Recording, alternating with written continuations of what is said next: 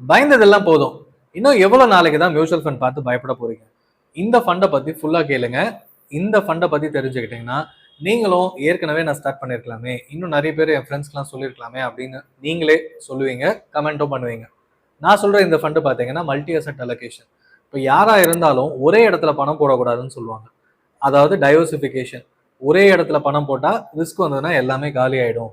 ஃபுல்லா இதுல மட்டும் வச்சிருந்தேன், திடீர்னு ஃபுல்லா காணா போச்சு அப்படின்னு சொல்லுவாங்க. ஃபார் எக்ஸாம்பிள், எல்லாத்தையும் ரியல் எஸ்டேட்ல போட்டு வச்சிருப்போம், எதையுமே விற்க முடியாம இருக்கும்.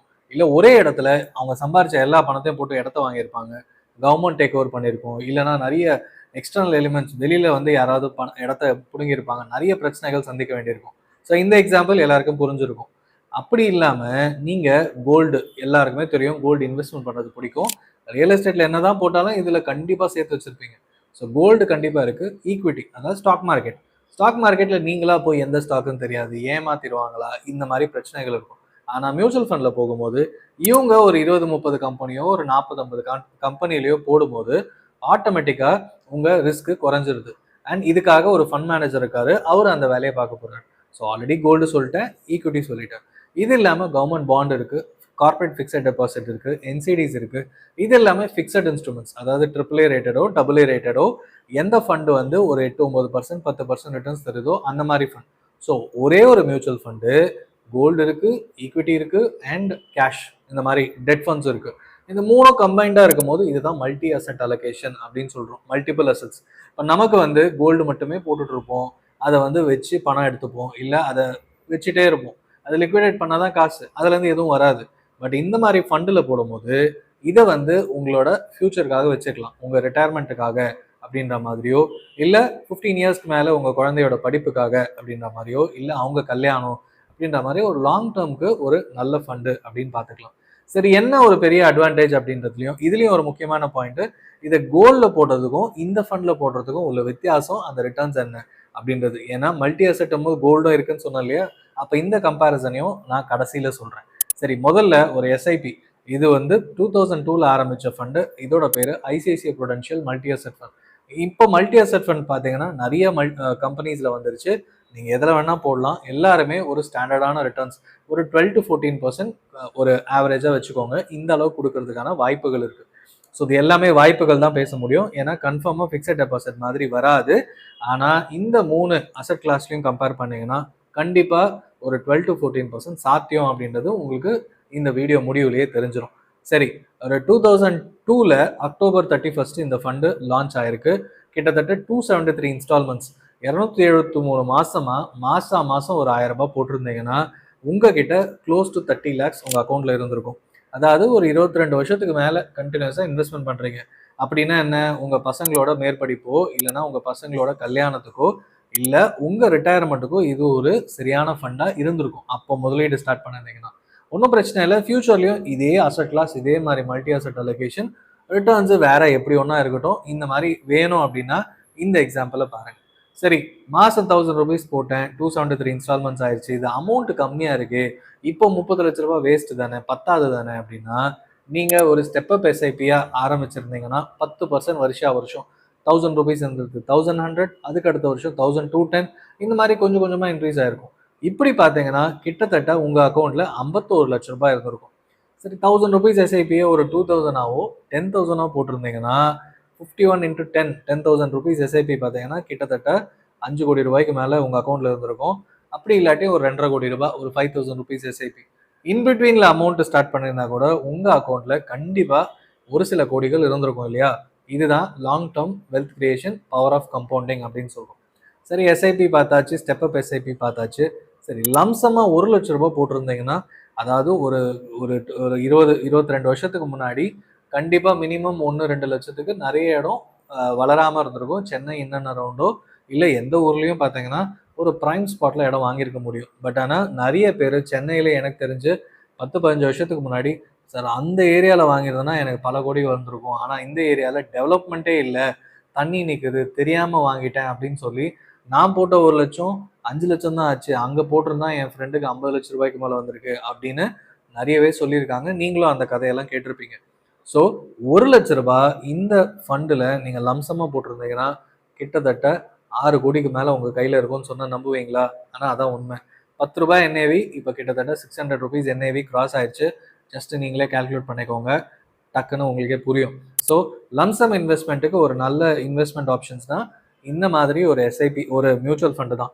எஸ்ஐபி மந்த்லி போடுவீங்க, லம்சமாக போட்டால் மியூச்சுவல் ஃபண்ட். அதே தான், மியூச்சுவல் ஃபண்டு தான் எஸ்ஐபியும். மந்த்லி போட்ட எஸ்ஐபி சொல்லுவோம், லம்சமாக போட்டாலும் அதே மியூச்சுவல் ஃபண்டு தான் போடுவோம். ஸோ லம்சம் போடலாமா அப்படின்னு நிறைய பேர் கேட்பீங்க. சில பேர் எஸ்ஐபி பெஸ்ட்டா லம்சம் பெஸ்ட்டா? உங்ககிட்ட அமௌண்ட் இருக்குன்னா லம்சமாக போடுங்க, அப்படி இல்லையா எஸ்ஐபியாக போடுங்க. ஸோ நான் எஸ்ஐபின்னு சொன்னேன், அதோட கேல்குலேஷன்ஸ் இப்போ காமிக்கிறேன் பாருங்க. ஸோ மந்த்லி ஆரம்பிச்சிருந்தீங்கன்னா 273 இன்ஸ்டால்மெண்ட் ஆயிருக்கும், இந்த இடத்துல வரும். இது வந்து ஸ்டெப் அப் எஸ்ஐபின்னு சொன்னேன் இல்லையா, 10% வருஷம் ஆட் பண்ணால் அதே 273 இன்ஸ்டால்மெண்ட்ஸில் எவ்வளோ அமௌண்ட் வந்திருக்கும் அப்படின்றத இந்த கேல்குலேஷனில் நீங்கள் பார்க்கலாம். லம்சம் இன்வெஸ்ட்மெண்ட் அப்படின்னு சொன்னேன் இல்லையா, லம்சம் 1 லட்ச ரூபாய் போட்டிருந்தீங்கன்னா இப்போ 6 கோடிக்கு மேலே வந்திருக்கும்னு சொன்னேன். அந்த கேல்குலேஷனுக்கான இமேஜும் இப்போ நீங்கள் பார்க்கலாம். ஸோ 3 பார்த்துட்டோம். 4வது இமேஜ் பார்த்தீங்கன்னா எஸ்டபிள்யூபி ரிட்டர்ன்ஸ். 10 லட்ச ரூபாயோட ஒருத்தர் ரிட்டையர்மெண்ட் ஆக முடியுமா அப்படின்னா 22 வருஷத்துக்கு முன்னாடி சாத்தியம்தான்.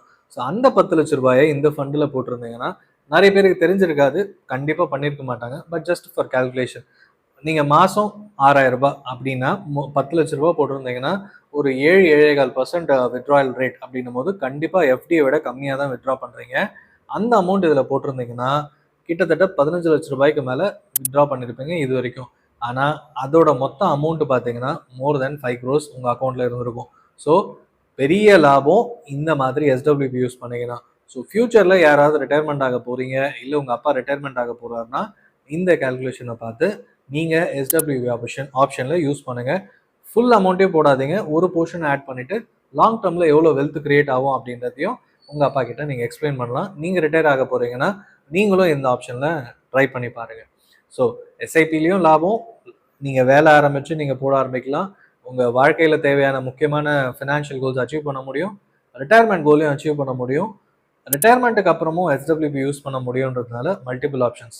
சரி, இது எல்லாமே வந்து நிறைய ஃபண்ட் ரிவ்யூஸ் நம்ம பண்ணும்போது எல்லாத்துலேயும் காமிச்சிருக்கோம். எல்லாமே வந்து நல்ல ரிட்டர்ன்ஸ் வரா மாதிரி உங்களுக்கு ஃபியூச்சர். இது எதுவுமே வந்து ரெக்கமெண்டேஷன்ஸ் கிடையாது, இது எல்லாமே பாஸ்ட் ஹிஸ்ட்ரி வந்து நம்ம லேர்னிங்காக. ஏன்னா நம்ம ஹிஸ்ட்ரி படிக்கிறதே வந்து நம்ம ஃபியூச்சரில் நம்ம என்ன மாதிரி இந்தியா எப்படி, உலகம் எப்படி இருந்தது, அது ஃபியூச்சர் என்ன ஆக போகுதுன்னு நம்ம புரிஞ்சுக்கிறதுக்காக படிக்கிறோம். அதே மாதிரி இந்த கேல்குலேஷன்ஸும் பார்த்தீங்கன்னா, இந்த ரிட்டர்ன்ஸும் பார்த்தீங்கன்னா ஃபியூச்சரில் இதே ரிட்டர்ன்ஸ் வரும்னு இல்லை, இந்த மாதிரி வரதுக்கான வாய்ப்புகள் இருக்குது. பட் டிசிப்ளின்டு சேவிங்ஸ் அண்ட் இன்வெஸ்ட்மெண்ட்டுக்காக இந்த மாதிரி வீடியோஸ் நம்ம பண்ணிட்டு இருக்கோம். சரி, இதெல்லாம் பார்த்தாச்சு. சரி, கோல்டுக்கு பதில் இதை யூஸ் பண்ண முடியுமா அப்படின்னு ஒரு சில பேர் கேட்டிருக்காங்க என்கிட்ட. அப்படி பார்த்தீங்கன்னா கோல்டு ஃபண்டு 2011 நமக்கு கேல்குலேஷன்ஸ் இருக்குது. ஸோ அந்த கோல்டு இன்வெஸ்ட்மெண்ட்ஸ் இருக்குது. So 2011 Nippon India gold mutual fund அப்படின்றத இந்த கேல்குலேஷன் பாருங்கள். மாதம் 1000 ரூபாய் போட்டிருந்தீங்கன்னா இப்போ வந்து 4.2 lakhs, கிட்டத்தட்ட ஒரு 14-15 வருஷத்தில் 4.2 lakhs இருந்திருக்கும். இதுவே ஐசிஐசிஐ ப்ரூடென்ஷியல் மல்டி அசெட் ஃபண்டில் போட்டிருந்தீங்கன்னா கிட்டத்தட்ட 6.2 lakhs இருக்கும். ஸோ 6.2 lakhs இந்த அக்கௌண்ட்டில் இந்த அமௌண்ட்டு வந்திருக்கும். ஸோ கோல்டு ஃபண்டை விட இந்த மல்டி அசெட் ஃபண்ட் அதிகமாகவே வந்திருக்கு. சரி, இதுவும் கோல்டு, அதுலேயும் கோல்டு கொஞ்சம் தானே இருக்குது, அப்போ கம்மியாக தானே இருக்கணும்னு பார்த்தீங்கன்னா கோல்டு டெரிவேட்டிவாக கோல்டுலேயும் ஹெட்ஜிங் பண்ணலாம், ட்ரேடிங் பண்ணலாம், எஃப்என்டோ பண்ணலாம். அது இல்லாமல் ஸ்டாக்லேயும் வந்து மல்டிபேக்கர் ரிட்டர்ன்ஸ் வரதுக்கான வாய்ப்பு இருக்குது. அது இல்லாமல் டெட் ஃபண்ட்ஸ்லையும் ஃபிக்ஸட் ரிட்டர்ன்ஸ் இருக்குது. ஸோ மல்டிபிள் ஆப்ஷன்ஸ் வரும்போது கோல்டு வந்து எப்படி ட்ரேட் பண்ணணுமோ அதுக்கேற்ற மாதிரி பண்ணுவாங்க. அதே மாதிரி ஈக்விட்டியில் எப்போ என்ட்ரி எக்ஸிட் பண்ணணும், டெட் ஃபண்ட்ஸில் எது வந்து ஃபிக்ஸடாக ஒரு 8-9% கிடைக்கும், எப்போ ஏற போதோ அப்போ எவ்வளோ அலோகேட் பண்ணலாம், இந்த மாதிரி ஒரு மல்டிபிள் அசட் கிளாஸஸை நல்லா ரிசர்ச் பண்ணி பண்ணவங்க மட்டும்தான் இந்த ஃபண்டில் ஃபண்ட் மேனேஜர்ஸாக இருப்பாங்க. அப்போ ஆட்டோமேட்டிக்காக கோல்டோட அலோகேஷன் இப்போ இன்க்ரீஸ் பண்ணலாம், ஈக்விட்டி குறைச்சிடலாம், அந்த டெட் ஃபண்ட்ஸ் போர்ஷனை அதிகப்படுத்தலாம். இதெல்லாம் பண்ணும்போது ஆட்டோமேட்டிக்காக உங்களுக்கு நல்ல ரிட்டர்ன்ஸ் வரதுக்கான வாய்ப்பு இருக்குது. அதுதான் இந்த ஃபண்டில் இவ்வளோ வருஷமாக நமக்கு ரிட்டர்ன்ஸ் ரிவ்யூ பார்க்கும்போது நமக்கு தெரியுது. சரி, இதை நான் இண்டிவிஜுவலாக பண்ணலாமா அப்படின்னா ஈக்விட்டியில் ஸ்டாக்ல எப்படி போடுவீங்க, அதே மாதிரி டெட் ஃபண்ட்ஸில் பாண்ட்ஸா என்சிடியா எதில் போட்டால் ரிஸ்க் இல்லாமல் இருக்கும், இந்த கேல்குலேஷன்ஸு. அது இல்லாமல் கோல்டில் இப்போ அதிகமாக இன்வெஸ்ட்மெண்ட் பண்ணலாமா இல்லையா, குறைக்கணுமா, எக்ஸிட் ஆகணுமா, இந்த மாதிரி மல்டிபிள் கன்ஃபியூஷன்ஸ் நமக்கு மைண்டில் ஓடிட்டே இருக்கும். பட் இந்த ஃபண்டில் பணத்தை போட்டிங்கன்னா இது எல்லாத்தையும் ஒரு எக்ஸ்பீரியன்ஸ் ஃபண்ட் மேனேஜர் பார்த்துக்கிறாரு. அண்ட் அசட் சைஸ் நல்லாவே பில்டப் ஆகிருக்கு. ஸோ இந்த மாதிரி டாட்டாவில் இருக்குது, அண்ட் இப்போது ஹெச்டிஎஃப்சியில், இந்த மாதிரி பெரிய ஆக்சிஸில் எல்லாத்துலேயுமே இது கொண்டு வந்திருக்காங்க. யூடிஐயில் எல்லா ஏஎம்சிலையும் இந்த மாதிரி மல்டி அசட் அலோகேஷன் ஃபண்ட்ஸ் கொண்டு வந்திருக்காங்க. பட் ரிட்டர்ன்ஸ் கம்பேர் பண்ணி பாருங்க, ரிவ்யூ பண்ணுங்க. இந்த மாதிரி அந்த ஃபண்ட்ஸையும் அனலைஸ் பண்ணுங்க. உங்களுக்கு வேற ஏதாவது ஃபண்ட்ஸ் அனலைஸ் பண்ணணும்னா கீழே கமெண்ட் பண்ணுங்க. ஸோ தட் அதையும் அனலைஸ் பண்ணி நம்ம டீட்டெயிலாக பார்க்கலாம். ஸோ இந்த மாதிரி ஃபண்ட்ஸ் ஃபியூச்சரில் உங்களோட போர்ட்ஃபோலியோல வேணுமா அப்படின்றதையும் நீங்கள் அனலைஸ் பண்ணிட்டு இன்வெஸ்ட்மெண்ட் பண்ணுங்க. ஒன்ஸ் அகைன் இது ஒரு ரெக்கமெண்டேஷன்ஸ் கிடையாது. உங்கள் ரிவ்யூக்காக இந்த ஃபண்டை பற்றி எஜுகேஷன் பர்பஸ்க்காக ஷேர் பண்ணியிருக்கேன். தேங்க்யூ. This is Ganesan.